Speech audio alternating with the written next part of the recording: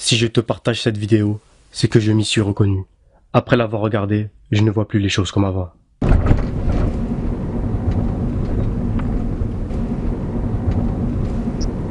On est dans une situation critique, ya Ikhwan. On est dans une situation de cancer, de phase finale du cancer de la foi, ya Ikhwan. Sauf qu'on s'en rend même pas compte, c'est ça le plus grave. On est dans une situation urgente. Combien d'entre nous n'arrivent pas à dormir la nuit par rapport à ce qui se passe à nos frères et sœurs? Allah, combien? Allah.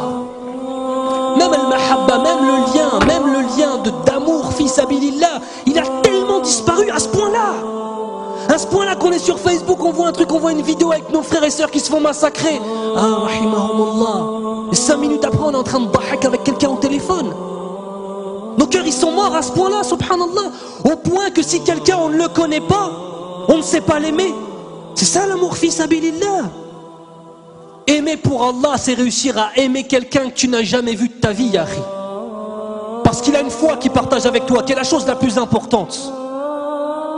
Est-ce qu'on pense, ne serait-ce que dans nos doigts, à faire des doigts pour nos frères et sœurs à travers le monde? Partout. Est-ce que quand on voit ce qui se passe, nos cœurs ils se retournent? Est-ce qu'on a peur pour nos frères qui se fassent tuer dans la rue? Est-ce qu'on a peur pour eux? Est-ce que quand tu vas rentrer, est-ce que quand je vais rentrer chez moi avec ta femme, elle va voir ton visage, elle va dire qu'est-ce que t'as, ya Habibi? Qu'est-ce qui se passe? Tellement ça va se voir sur nos visages.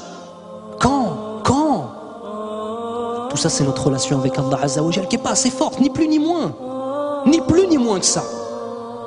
On est loin, ya Ikhwan. On est extrêmement loin. Extrêmement loin. Si un musulman, même si un bébé, bon, j'ai le pouvoir de dire, ça m'énerve. Tu vas pas tuer le bébé quand même? Moi, je tue le bébé. Moi, je tue le bébé. Mais un bébé de 2 ans, par exemple. Moi, je le tue. Mais 1 an, même si avec les femmes avec des grossesses, moi, je le tue.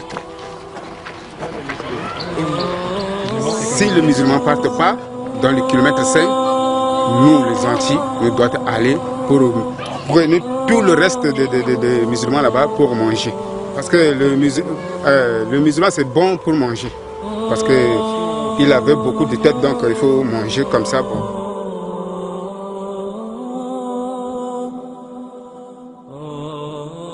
Le corps brûlé, on coupe la tête, jetée.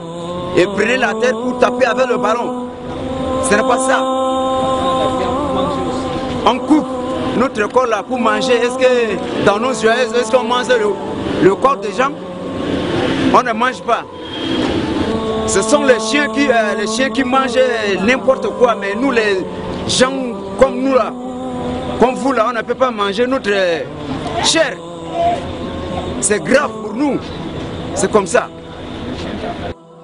En tant que moi, là, j'ai tout subi. La guerre, là, on dirait que ça vient rien que sur moi. Ils ont tué ma mère et mon père. Il reste que moi. Je suis seul maintenant.